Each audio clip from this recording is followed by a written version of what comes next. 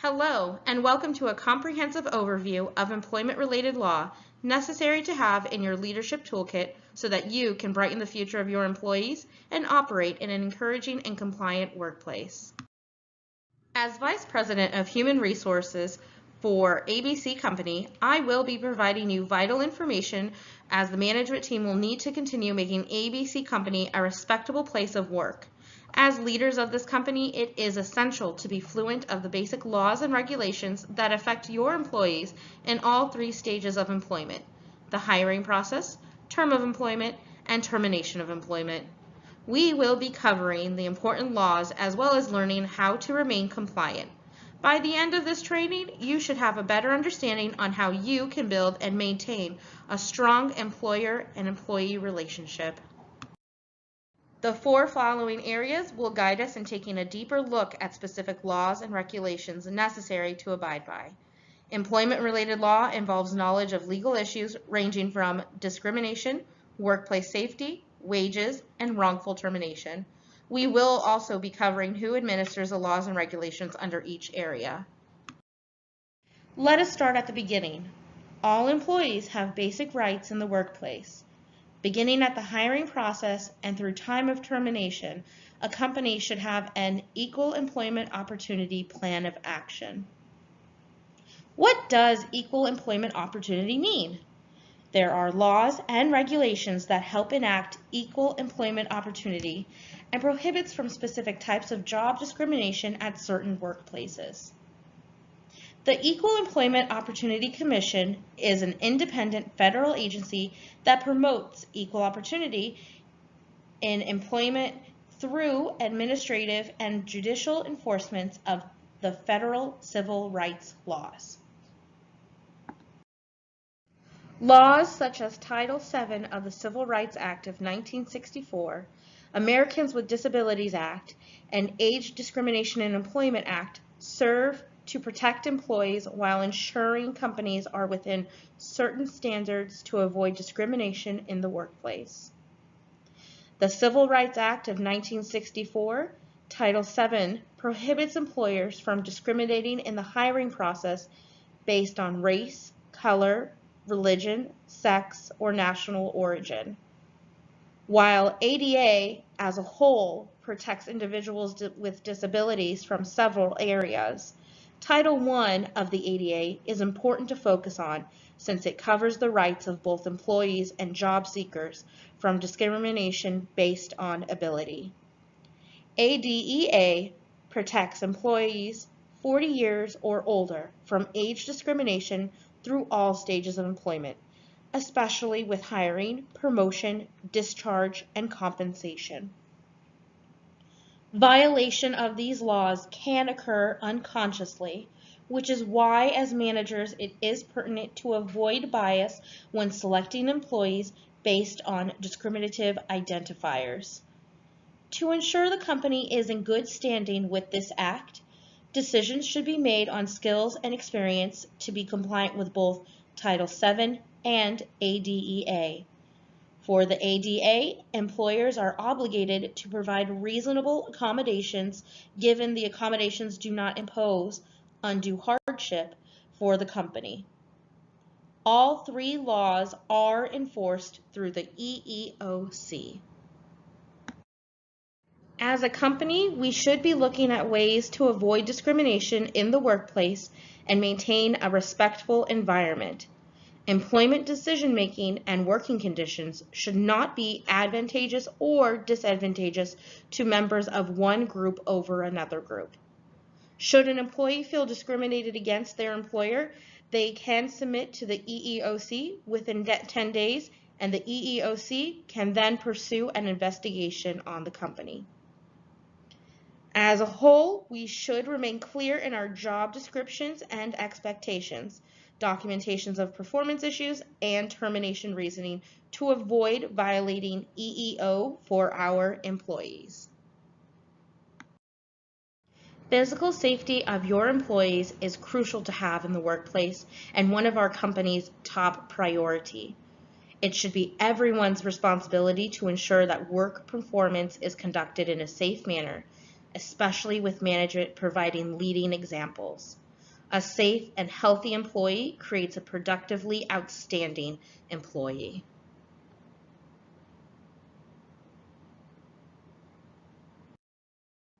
The Occupational Safety and Health Act is on both federal and state levels. We will be going over the federal expectations and coverage of OSHA and how our company should be able to comply with the requirements. Administered by the Occupational Safety and Health Administration, the OSHA Act covers most private sector employers and their employees from falling below safety and healthful standards. Employers must adopt certain practices, means, methods, or processes reasonably necessary and appropriate to protect workers on the job. This could range from providing personal protective equipment to inspections of facilities in order to maintain proper safety protocol is being followed. Workers are granted the right to file a complaint with OSHA, the administration part, to have the workplace inspected for safety and health conditions. Identities are kept confidential in order to refrain from any form of retaliation.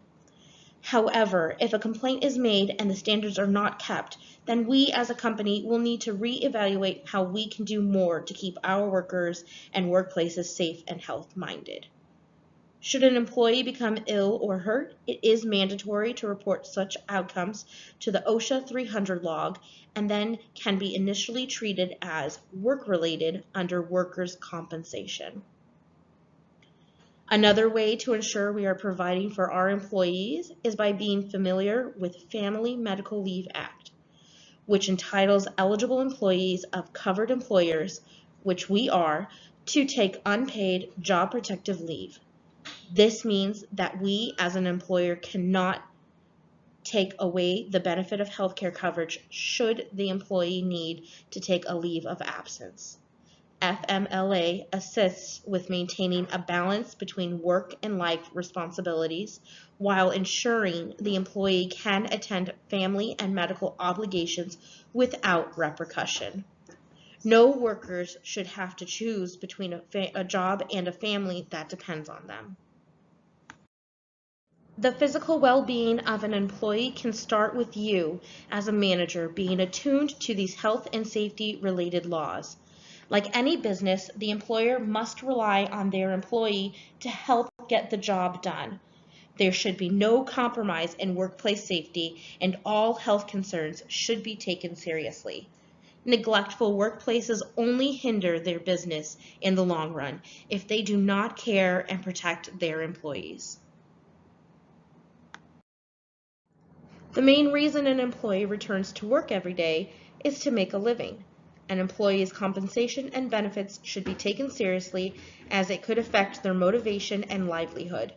Part of why you are here today is that you agree to a certain amount of compensation for the position you currently fill. All employees rely on their wages and benefits, and that is why going over the laws to protect those components is essential. One of the first laws to understand regarding compensation is the Fair Labor Standards Act of 1938. Administered and enforced by the Wage and Hour Division of the United States Department of Labor, the FLSA established minimum wage, overtime pay, record keeping, and child labor standards affecting full-time and part-time workers. As employers, it is your responsibility to identify what is required by the FLSA. Covered non-exempt workers are entitled to a minimum wage of $7.25 per hour, effective July 24, 2009. As part of the management team, it is your responsibility to be aware of scheduling your employees and abide by the mandate of overtime pay under the FLSA. If an employee is working more than 40 hours in a work week, they are entitled to overtime pay, which is a rate not less than 1 1/2 times their regular rate of pay. A mostly overlooked mandate from the FLSA is the requirement of employers to keep records on wages, hours, etc. Record keeping of such information falls as a prime requirement to help avoid violation of the next law we will be going over. Enforced by the EEOC, the Equal Pay Act of 1963 prohibits sex-based wage discrimination between men and women in the same establishment who perform jobs that require substantially equal skill, effort, and responsibility under similar working conditions.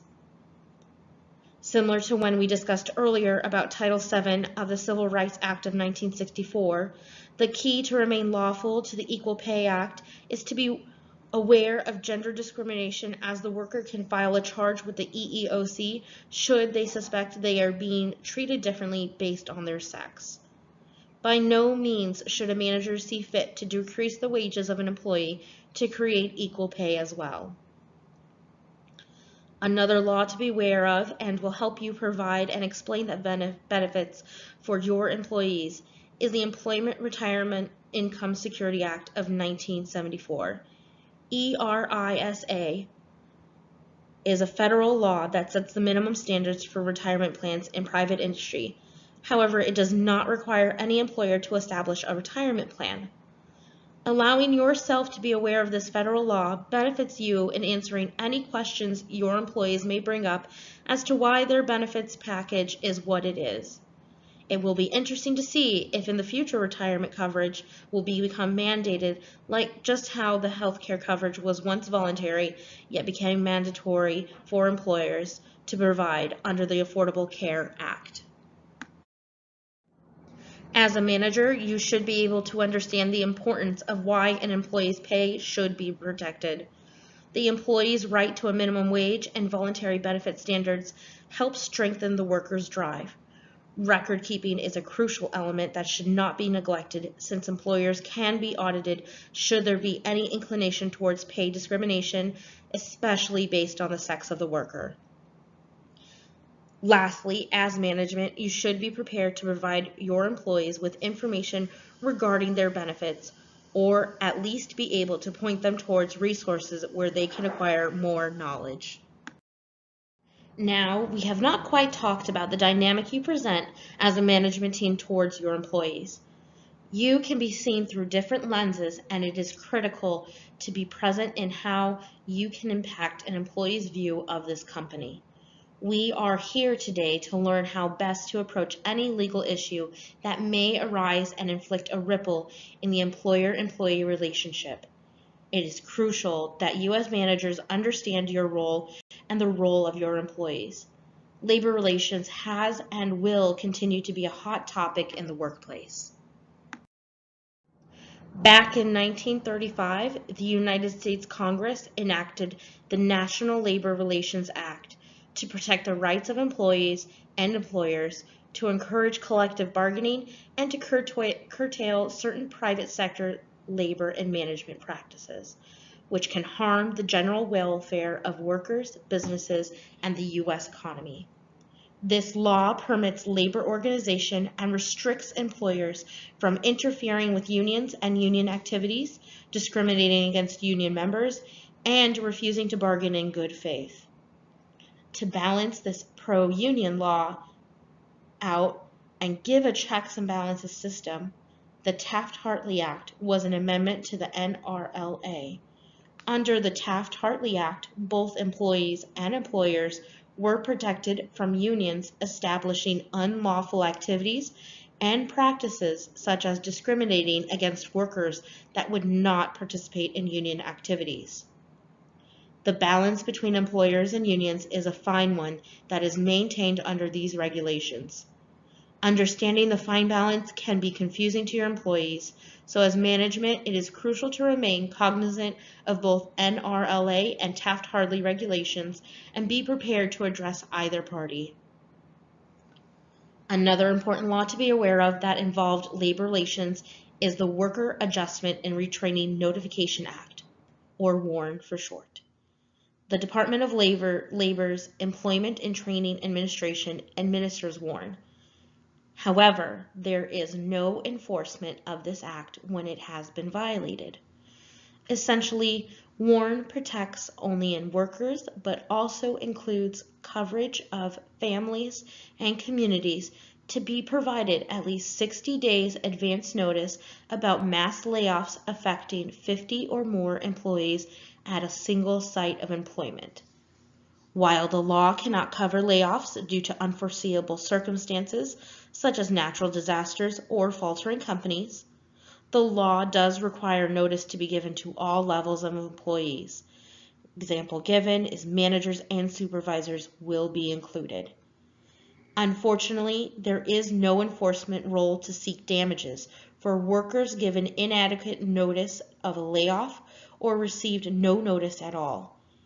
Therefore, threat of mass termination should not be tolerated by this company in order to remain compliant with WARN. Remaining aware of employee behavior will ultimately help you as management to oversee a more cohesive workplace. Remember that your decisions and actions towards change can result in differing opinions. It is important that those opinions are heard and validated so as to keep the morale of employees in the workplace viable. Employees may feel disgruntled at change, or they may instantly take to it since it was something they have been voicing their concern over a while now. Choose to be an active listener when employees speak up. That completes our training of employment-related law. While it is not expected for you to have committed to memory what we went over, please understand that it is important as managers to have a basic understanding of the rights your employees are granted. Remember to utilize your resources when needing to reference inquiring of workers' rights. As your Vice President of Human Resources, remember that I am your ally and am happy to assist with building a strong employer-employee relationship. Thank you, and have a great day.